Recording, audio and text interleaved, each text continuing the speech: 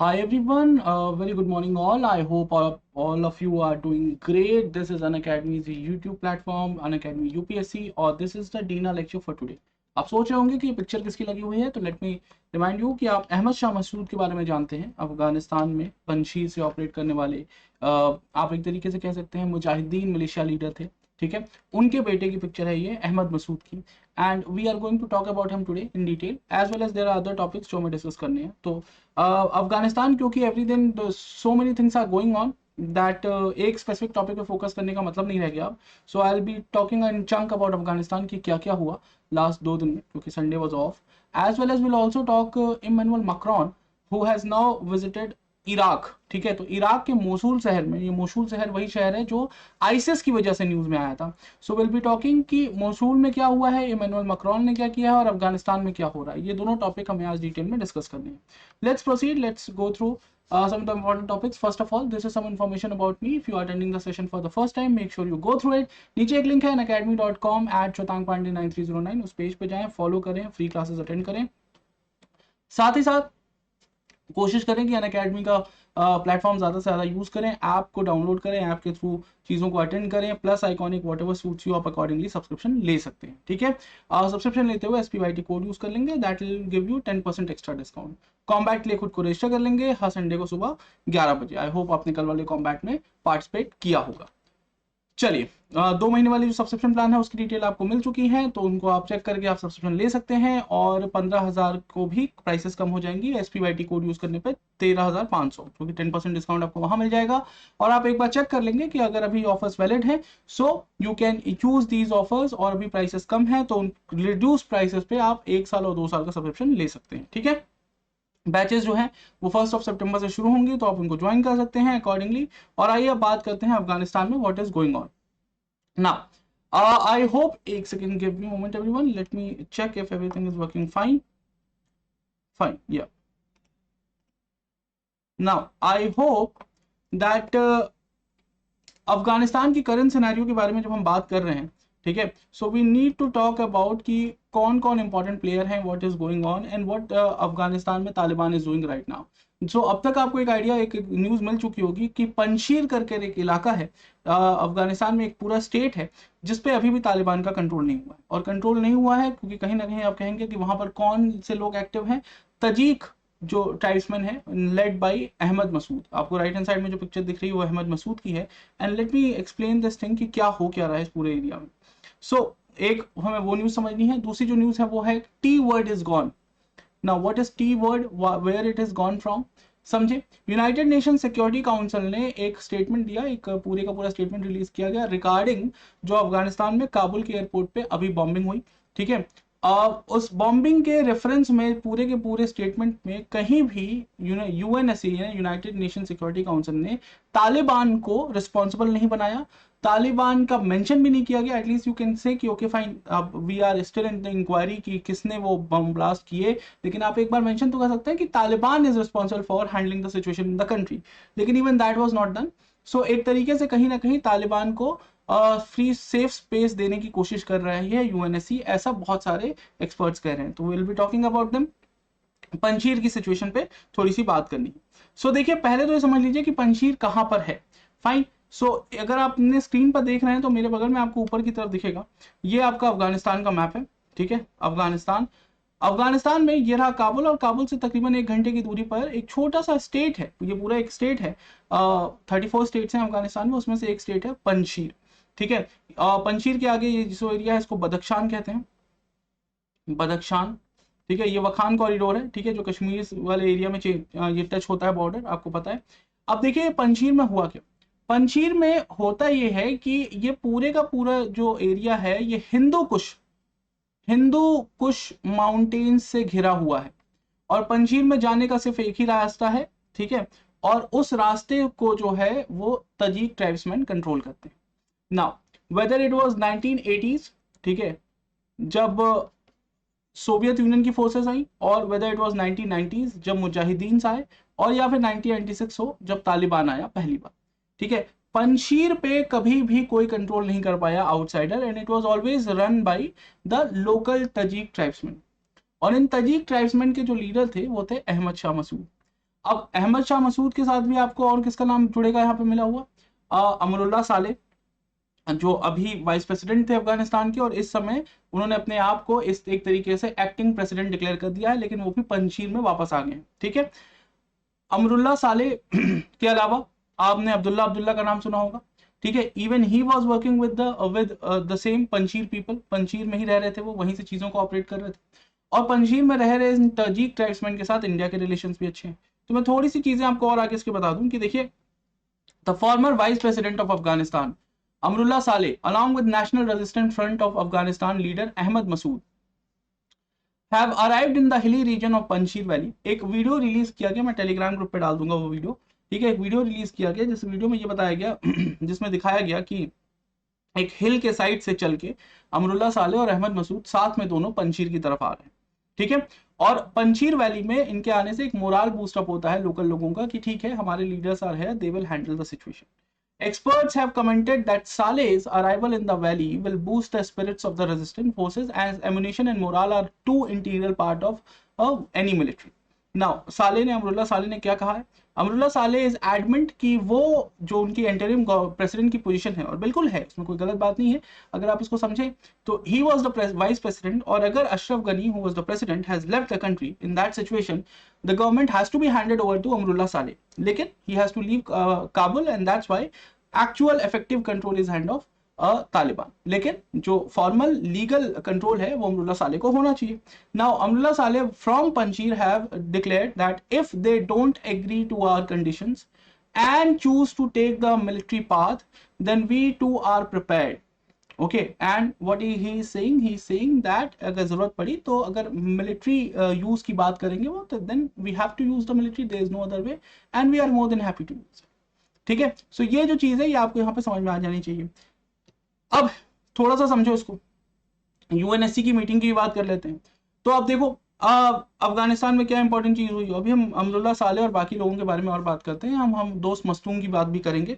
ठीक है, शेख देखिए मस्तूम की बात करनी है हमें, और क्या टॉपिक्स हैं जो हमें डिस्कस करने हैं, मैं एक बार चेक कर लूँ। हाँ, अब्दुल राशिद दोस्तों के बारे में आपको समझाऊंगा, अमरुल्लाह साले के बारे में थोड़ी सी और बात करेंगे, लेकिन पहले हम समझ लेते हैं कि काबुल वाली बॉम्बिंग के केस में क्या हुआ। Now, United Nation Security council की मीटिंग हुई, और आपको पता है for the month of August India है यूनाइटेड नेशन सिक्योरिटी काउंसिल का प्रेसिडेंट। अब इस मीटिंग में एक यूनाइटेड नेशन सिक्योरिटी काउंसिल की तरफ से एक पूरा नोटिफिकेशन कह लीजिए या फिर एक प्रेस रिलीज जो है वो पब्लिक किया गया, और इस प्रेस रिलीज में ये बताया गया कि हाँ जी अटैक हुआ है काबुल के एयरपोर्ट पे, एंड दैट इज रॉन्ग।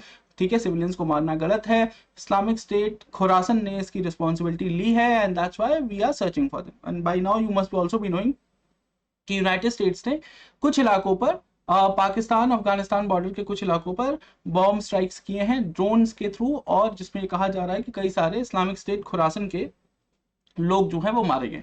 ठीक है, बट अब इस पूरे के पूरे जो रिलीज जो प्रेस स्टेटमेंट है, इसमें कहीं भी काबुल में कंधार से रिलेटेड कोई भी बात ऐसी नहीं है जिसमें तालिबान को रिस्पॉन्सिबल बनाया जाए। ठीक है, तालिबान को रिस्पॉन्सिबल बनाने की बात तो छोड़िए, तालिबान को मेंशन भी नहीं किया गया, as if Taliban was not in picture also। Now this has been again and again highlighted again by government of India in senior Indian diplomats and ex diplomats also। ठीक है, जैसे कि सैयद अकबरुद्दीन जो कि इंडिया के एक तरीके से सीनियर मोस्ट डिप्लोमैट्स थे यूनाइटेड नेशन में अभी कुछ दिन पहले तक। ठीक है, इंडिया के एम्बेसडर थे to the United Nation. Now he knows how United Nation works very well obviously. उन्होंने इस चीज को हाईलाइट किया कि in diplomacy a fortnight is a long time, the T word is gone. 15 दिन पहले the very group which was responsible for everything, ठीक है, दैट इज तालिबान, उनके बारे में अब मेंशन भी नहीं किया जा रहा है। Compare the marked portions of UN security council statement issues on August 16 and on August 27। और नीचे उन्होंने खुद ट्वीट किया, ये मैंने नहीं डेवलप किया, ये उन्होंने ट्वीट किया, और इस ट्वीट में उन्होंने हाईलाइट किया कि क्या सिक्योरिटी काउंसिल की जो 16 अगस्त की प्रेस रिलीज थी, याद रखिएगा 15 अगस्त यानी इंडिया के इंडिपेंडेंस डे के दिन ही, ठीक है, तालिबान ने कब्जा किया था काबुल शहर पे। ठीक है, तो 16 को यूनाइटेड नेशन सिक्योरिटी काउंसिल ने एक स्टेटमेंट दिया था, और उसमें उन्होंने तालिबान को ब्लेम किया था इसके लिए। तालिबान से उन्होंने आर्ग्यू किया था कि वो वापस से स्पेस दे पुरानी गवर्नमेंट को लौटने का, और पीस और स्टेबिलिटी बना के रखें, और जो उन्होंने किया है वो ऑलमोस्ट अ मिलिटेंट एक्टिविटी है, दैट इज रॉन्ग। और यूनाइटेड नेशन सिक्योरिटी काउंसिल ने तालिबान को गलत बोला, ठीक है। 27 अगस्त को जो उन्होंने स्टेटमेंट दिया उसमें यूनाइटेड नेशन सिक्योरिटी काउंसिल कह रहा है ने एक बार भी तालिबान वर्ड भी मेंशन नहीं किया। उन्होंने इस्लामिक स्टेट खुरासन को उसके लिए रिस्पॉन्सिबल माना, ये कहा कि यूनाइटेड नेशन कोशिश करेगा और बाकी कंट्रीज से जो यूनाइटेड नेशन का पार्ट है उम्मीद करेगा कि वो यूनाइटेड इस्लामिक स्टेट के अगेंस्ट एक्शन लेंगे और इस्लामिक स्टेट खुरासन के अगेंस्ट स्पेसिफिकली एक्शन लेंगे, लेकिन उन्होंने कहीं पर भी तालिबान का मेंशन भी नहीं किया।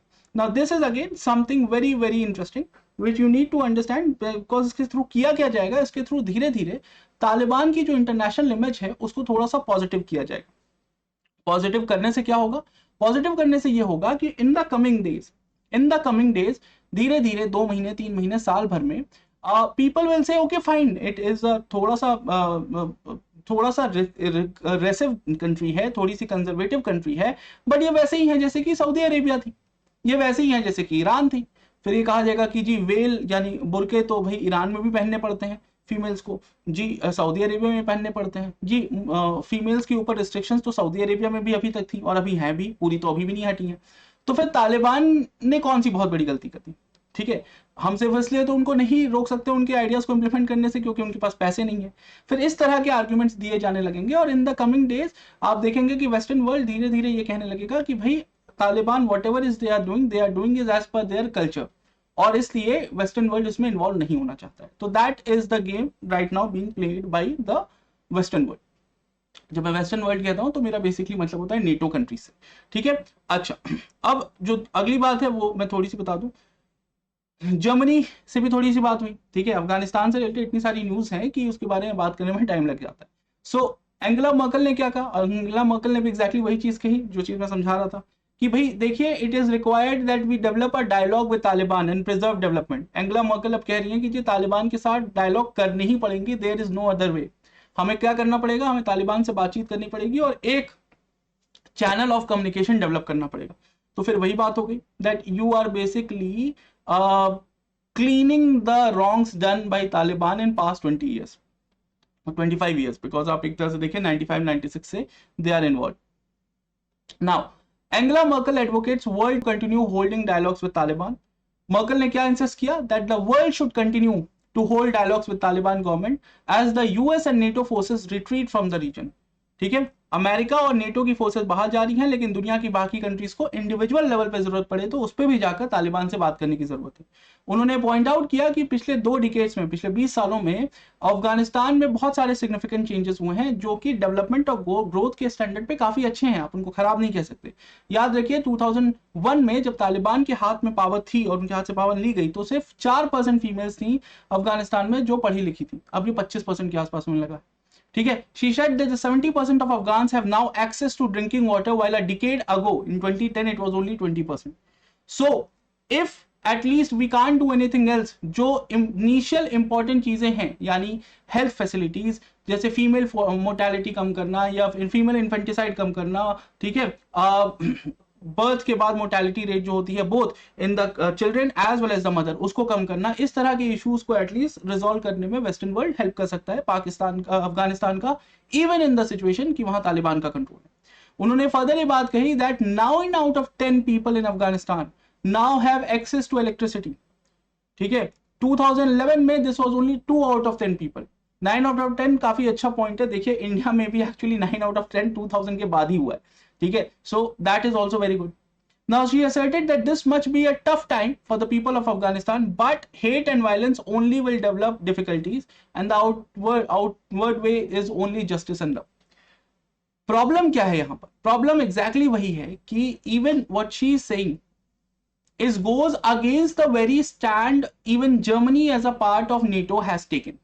जी हाँ, जर्मनी भी नेटो का पार्ट है, ठीक है, बाद में 1990 के बाद वो भी पार्ट बन गए थे। So as a part of NATO, they are also moving away from the very stand they have taken not only in 2001. याद रखिए 2010 में बॉन कॉन्फ्रेंस हुई थी अफगानिस्तान के इशू पर, और वहां पर भी जर्मनी ने जो स्टैंड लिया था इससे बहुत अलग। वहां भी जर्मनी ने कहा था कि not only state and nation building in Afghanistan but also to fight against any kind of extremism. देखिए जो बात होती थी एक्सट्रीमिज्म की वो अब खत्म होकर टेररिज्म पे आ गई, ठीक है, और दोनों में बहुत अंतर हो जाता है। खैर अफगानिस्तान के बारे में जो वेस्टर्न लीडर्स कह रहे हैं वो तो कह रहे हैं, अब अफगानिस्तान के जो खुद के पॉलिटिशियंस हैं उनके बारे में थोड़ी सी बातें हम कर लेते हैं। नाउ आप जो पिक्चर देख रहे हैं नीचे वो 3 अलग अलग लीडर्स हैं। ये कौन कौन से हैं? The left one is the Sheikh Mohammad Dostum, ठीक है, और उसके बगल में है अमरुल्ला साले, और उसके बाद है अहमद मसूद। शेख मोहम्मद दोस्तुम जो हैं वो एक, आप उनको मलेशिया लीडर कह सकते हैं, वो उज्बेक ट्राइब्समैन हैं, उज्बेक एथनिसिटी से आते हैं, ठीक है, और 2010 से 2014 के बीच में वो अफगानिस्तान के वाइस प्रेसिडेंट भी रह चुके हैं। 1992 के बाद जब अलग अलग एरिया से अलग अलग मुजाहिदीनों की फोर्सेस अफगानिस्तान में सेंटर यानी काबुल की तरफ मूव कर रही थी, तो शेख मोहम्मद दोस्तुम की ही जो फोर्सेस थी उन्होंने काबुल शहर का जो एयरपोर्ट था उस पर कंट्रोल किया था। Okay, so he is a party from always 1993 के टाइम से ही, ठीक है। इनको कई लोग वॉरलॉर्ड भी कहते हैं, इनको पूरी तरह से पॉलिटिशियन नहीं कह सकते हैं, he is considered a warlord, मतलब इनके पास अपनी खुद की मिलिट्री है, इनको अफगानिस्तान की नेशनल जो मिलिट्री है उससे ज्यादा कनेक्ट करने की जरूरत नहीं होती है। शेख मोहम्मद दोस्तुम इज फेमस कि उनके पास अपने मिलिशिया पर्सनल हैं, और वो भी एक दो नहीं, 20,000 25,000 ऐसे। जब हम अमरुल्ला साले की बात करते हैं तो I have already told you a lot about Amrullah Saleh, let me add few more things. Amrullah Saleh have stayed as the national security advisor of Hamid Karzai. जितने दिन हामिद करजई की गवर्नमेंट रही अफगानिस्तान में, अमरुल्ला साले was the national security advisor, ठीक है, for a very long period. Now Amrullah Saleh have experience of working with, ठीक है, in the Tajik front, northern alliance के लिए उन्होंने काम किया काफी ज्यादा, और through out in the 95 to 2000, ठीक है। अमरुल्ला साले is not that old actually, is 1970s born, so he was in his 20s जब 1990s में तालिबान के अगेंस्ट ये लोग फाइट कर रहे थे, ठीक है। और उस समय आप देखते थे कि अहमद शाह मसूद के कहने पर, ये भी कई बार में कहा गया है, और अगर आप डायरेक्टरेट एस्क जो एक बुक है उसमें ऐसा लिखा है कि अमरुल्ला साले इज फेमस फॉर कि कई बार कई सारी ऐसी चीजें, वेपनरी भी जो कि अलाउड नहीं थी वेस्टर्न वर्ल्ड से ले जाना, वो Amrullah Saleh used to bring for the Taliban insurgency, जो कि सॉरी अफगान इंसर्जेंसी जो तालिबान के अगेंस्ट हो रही थी, ठीक है। So Amrullah Saleh has been very active person from always, and this is very natural that there is not going to be a point जब आप कभी भी अमरुल्ला साले को तालिबान के साथ किसी भी तरीके की मीटअप करते देखेंगे, that is not gonna happen. अब अमरुल्ला साले जो हैं वो अपने आप को लीडर डिक्लेयर कर चुके हैं, ठीक है, पंजशीर में बैठे हैं, कितने दिन ये फाइट चलती रहेगी पता नहीं है। पंजशीर में जो दूसरे इंपॉर्टेंट लीडर बैठे हैं वो है अहमद मसूद, जो कि खुद अहमद शाह मसूद के बेटे हैं, और अहमद मसूद की एज काफी कम है, he must be somewhere around 31 और 32।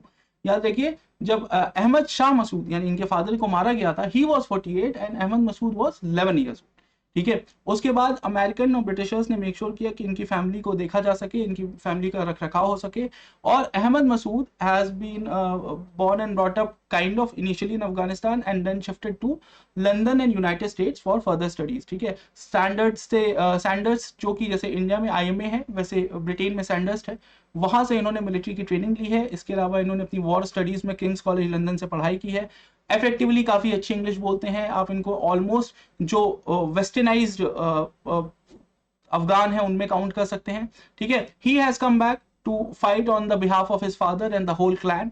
सो all these people are there जो स्टिल अभी भी तालिबान का सपोर्ट नहीं कर रहे हैं। इसके अलावा और कौन से लीडर हैं on the ground in Taliban?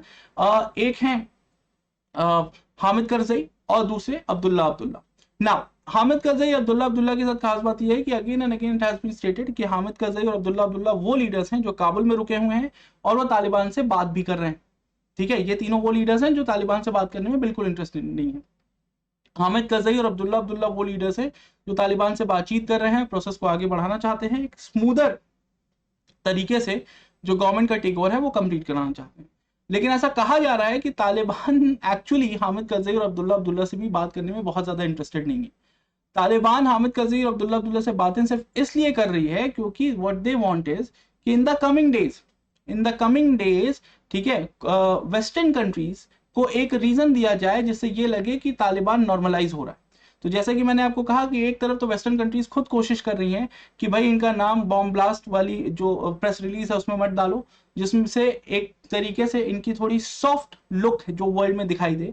साथ ही साथ अगर ये दिखाई देगा कि भाई Taliban have return but they are in talks with the local erstwhile leaders also, यानी हामिद करजई या अब्दुल्ला। सो इससे वेस्टर्न वर्ल्ड में तालिबान को थोड़ी स्पेस मिल जाएगी।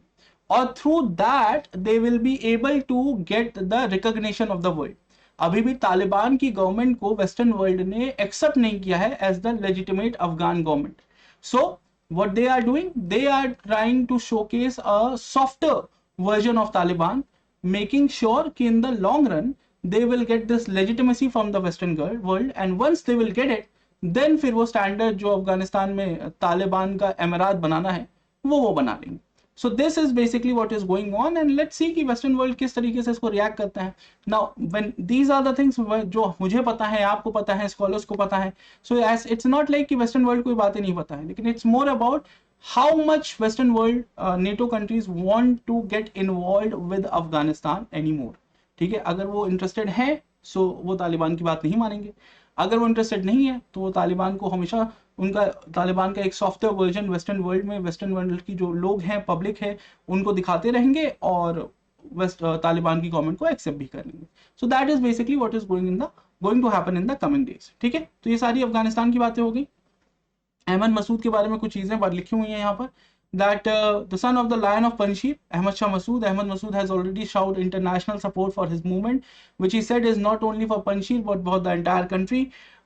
Panjshir resistance जो है वो क्या है, जिसको समझना है, it is basically Northern Alliance की जो ग्रुपिंग थी उसने 1993 के पेशावर अकॉर्ड, यानी जिसे नहीं पता है, जिन स्टूडेंट्स को मैं उनको एक बार सजेशन दूंगा कि अगर हो सके तो अनअकैडमी का ही लेट्स क्रैक यूपीएससी सीएससी जो चैनल है उस पे चले जाएं। उस पे एक लेक्चर है, वर्ल्ड हिस्ट्री के जो लेक्चर्स हैं मेरे, वर्ल्ड हिस्ट्री के लेक्चर्स का लेक्चर नंबर 18, ठीक है, लेक्चर नंबर 18 देख लें, उसमें अफगानिस्तान बहुत अच्छे से एक्सप्लेन किया गया है और उसमें आपको ये डिटेल में बताया जाएगा। यहाँ पे मैं शॉर्ट में बता देता हूँ कि 1992 में, ठीक है, 1992-93 आते आते जब अफगानिस्तान में जो सोवियत बैक्ड गवर्नमेंट थी वो गिर गई, सो उस समय पाकिस्तान में एक पेशावर अकॉर्ड हुआ था, पेशावर अकॉर्ड।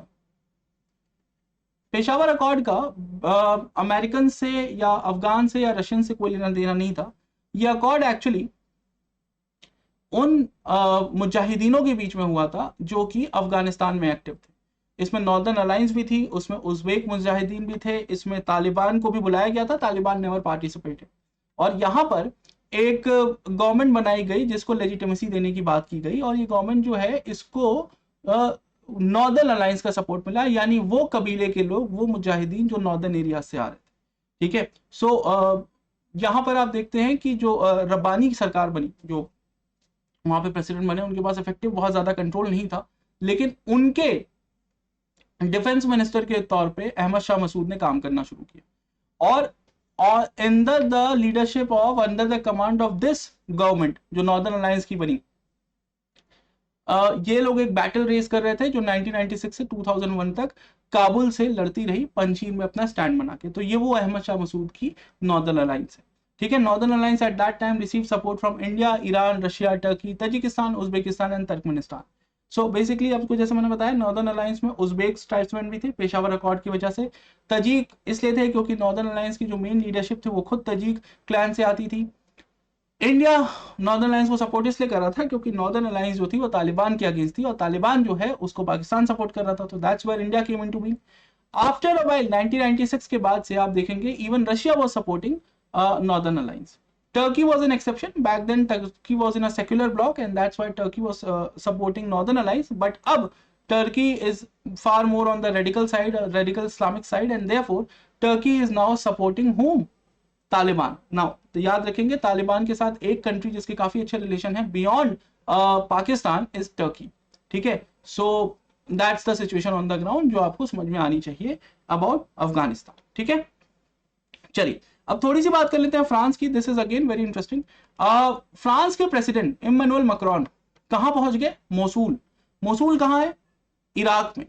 ठीक है, इराक में मोसूल वही शहर है जिसको 2016 में आईसिस ने जब टेक ओवर किया था और उन्होंने कहा था कि वो मोसूल में बने हुए डैम को तोड़ देंगे, और पूरे वर्ल्ड में सभी लोग डर गए थे क्योंकि अगर मोसूल का डैम तोड़ा जाता तो बगदाद शहर में बाढ़ आ जाती, एंड पूरे से बगदाद नहीं, जो एक मेसोपोटामिया और पूरे का पूरा जो एक इराक की जो हिस्ट्री है 5000 साल पुरानी वाली हिस्ट्री, वो खराब होने की बात होने लगी। ठीक है, सो मोसूल काफी इंपॉर्टेंट शहर है, और मोसूल में कौन पहुंचे? फ्रांस के प्रेसिडेंट। अब आप कहोगे जी फ्रांस कहां से आ गया इस पूरी कहानी में? तो अंडरस्टैंड दिस थिंग, मैं कुछ चीजें आपको यहाँ बता दूं कि एक रीजन होता है इफेक्टिव विजिबल रीजन और एक होता है much more effective invisible region. ठीक है, तो पहले हम इफेक्टिव विजिबल रीजन के बारे में बात करेंगे जिससे थोड़ा बहुत काम होता है, और फिर हम much more effective invisible region के बारे में बात करेंगे। सो इफेक्टिव रीजन ये था कि अगर आप लेफ्ट में देख रहे हैं तो यहाँ पर चर्च है एक, ठीक है, जो मेडिवल टाइम्स का बना हुआ है, church of our old lady of our. ठीक है, ये चर्च जो है ये मोसूल शहर में हमेशा से था। यूनेस्को ने इसको इंपॉर्टेंस भी दी, यूनेस्को ने इसके रीस्ट्रक्चर और रिस्टोरेशन का काम कराया, पहली भी बार कराया 1960s में। ठीक है, even in the times of Saddam Hussain की जब राज था उनका 2003 तक, तब भी इस चर्च में कोई प्रॉब्लम नहीं हुई। आराम से जो माइनॉरिटी क्रिश्चियंस थे इराक के, वो इस चर्च में जाते थे, प्रेयर करते थे, कोई प्रॉब्लम नहीं थी। लेकिन एक बार जब इस शहर पे कब्जा किया आईसिस ने, तो उन्होंने इस पूरे के पूरे चर्च को तोड़ दिया। ठीक है, और राइट में जो पिक्चर आपको दिख रही है ये चर्च की इराक में वो उस टाइम की पिक्चर है जब आईसिस ने शहर पे कब्जा किया था। अब बिकॉज फ्रांस जो है वो नेटो का पार्ट थी और आईसिस के अगेंस्ट नेटो ने जब स्टैंड लिया और यूनाइटेड नेशन के परमिशन से जब उन्होंने एक्शन लिया, तो उसमें फ्रेंच फोर्सेस भी जो थी वो इराक में इन्वॉल्व थी। अब यूनाइटेड स्टेट्स की फोर्सेस ऑलरेडी इराक छोड़ के जा चुकी हैं, आज नहीं, वो 2011 में ही चली गई थी। लेकिन फिर भी कुछ कुछ रिप्रेजेंटेटिव्स हर कंट्री के, नेटो कंट्रीज के, यूएन के सैंक्शन जो कंट्रीज हैं वहां की तरफ से आते रहते हैं, and that's why France is still involve in this country. Now France has officially declared that वो करेंगे क्या, they are going to rebuild and pay for the rebuildment of this church. और उन्होंने पेमेंट की, ये चर्च ऑलमोस्ट वापस ready कर दिया गया, अब इस सिचुएशन में नहीं है, वापस से रिकंस्ट्रक्ट कर दिया गया है, and that's why he was there to appreciate it and to show that in a Islamic country a church can live very happily अगर ISIS जैसी ऑर्गेनाइजेशन ना हो, and to show the amalgamation of the Middle Eastern people he was there to appreciate it। बहुत अच्छी बात है। Actual reason क्या था, एक्चुअल रीजन समझिए। अब ये जो आप मैप देख रहे हैं, इसमें आप अगर आप देखेंगे तो ये रहा इराक का मैप, और इस इराक के मैप में जो ग्रीन एरियाज दिख रहे हैं, ये ऊपर वाले, ये green areas in the northern region, ये वो इलाके हैं जहां पर दैट इराक में कुर्दिश ट्राइब्समैन रहते हैं, कुर्दिश क्लैन के लोग, कुर्दिश एथनिसिटी के लोग रहते हैं। ये वही कुर्दिश लोग हैं जिनके ऊपर आपको पता होगा 1991 के गल्फ वॉर के बाद अपनी ही सिटीजन्स पे सद्दाम हुसैन ने केमिकल वेपन्स यूज कर दिए थे, जिसमें 5000 के आसपास लोगों की डेथ हो गई। ये वही कुर्दिश लोग। सो जब 2003 में सद्दाम हुसैन का रूल खत्म हुआ, तो कुर्दिश लोगों ने एक लेजिटिमेट पॉइंट उठाया कि हम अगर इराक के अंदर भी रहेंगे तब भी हमें ऑटोनॉमी चाहिए, and this is what happened. Kurdistan को ऑटोनॉमी दे दी गई, ठीक है, वो इराक के अंदर माने जाते हैं लेकिन उनके पास ऑटोनॉमी है। नाउ कुर्दिस्तान की, इराकी कुर्दिस्तान की इस ऑटोनॉमी की वजह से ईरान में रहने वाले कुर्दिश, टर्की में रहने वाले कुर्दिश और सीरिया में रहने वाले कुर्दिश लोगों को काफी सपोर्ट हो जाता है, और इसीलिए ईरान, टर्की और सीरिया ये बिल्कुल नहीं चाहते कि इस इराक में जो कुर्दिस्तान है उनको ऑटोनॉमी मिली रहे।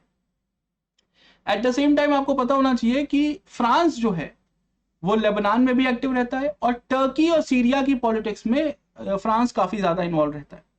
ठीक है, वो अर्स्टवाइल कॉलोनियल हिस्ट्री वाली बात है ना। ठीक है, लेबनान, सीरिया ये वो स्टेट से जो कहीं ना कहीं फ्रांस कंट्रोल करता था फॉर अ टाइम भी। ठीक है, सो वहां से पूरी की पूरी कहानी आप समझिए कि कुर्दिश हिस्ट्री में और Kurdish colonisation, Kurdish countryside में बहुत ज्यादा इंटरेस्ट ले रहा है France, and that was the actual reason why Macron is in Iraq. Macron after his visit to Mosul is going to meet the Kurdish leadership। इस समय जो Kurdish president हैं, ठीक है, उनसे भी वो मिलेंगे, जो एक्स प्रेसिडेंट हैं, पिछली बार जो प्रेसिडेंट रहे थे यानी ऑपोजिशन के जो भी लीडर हैं उनसे भी मिलेंगे। साथ ही साथ he is also going to meet the Peshmerga fighters. अब आप कहोगे जी पेशमेरगास कौन है? पेशमेरगास आर द पीपल जो पुराने टाइम पर सद्दाम हुसैन की फोर्सेस के अगेंस्ट लड़ते थे। ठीक है, जब सद्दाम हुसैन की गवर्नमेंट हट गई, पेशमेरगास जो थे वो एक्टिव रहे, लेकिन फिर उन्होंने कुर्दिश प्रोटेक्शन शुरू की, और जब आईसिस वापस आई तो Peshmerga fighter started fighting ISIS.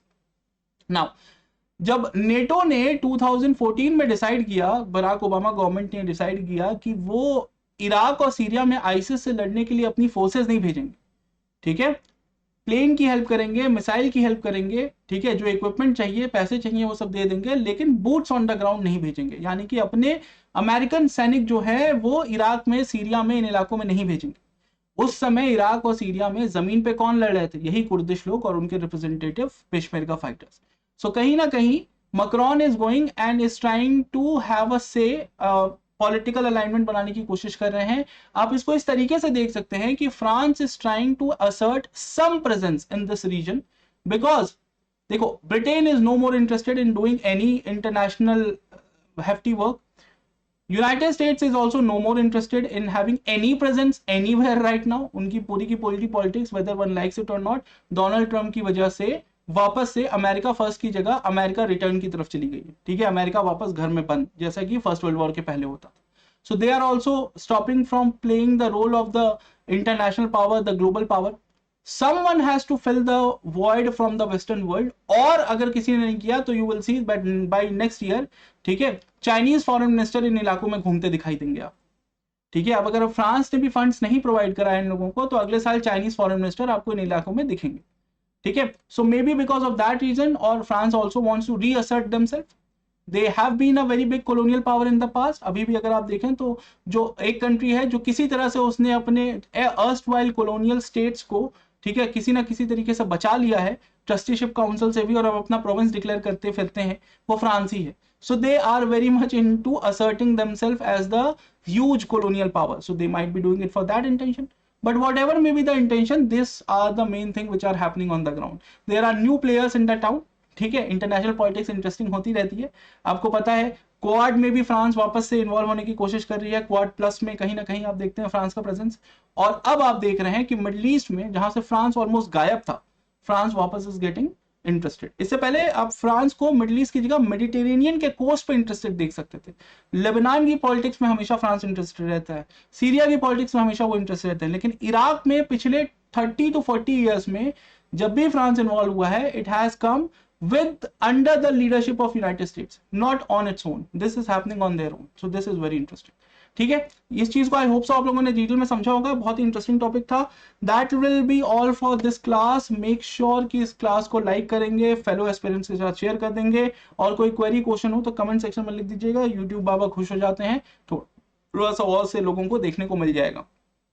Unacademy combat पे अपने आप को रजिस्टर कर लीजिएगा, संडे को टेस्ट दे दीजिएगा, और कोई क्वेरी क्वेश्चन हो get in touch and get it resolved. Okay, that will be all from my side. Have a nice day. Thank you.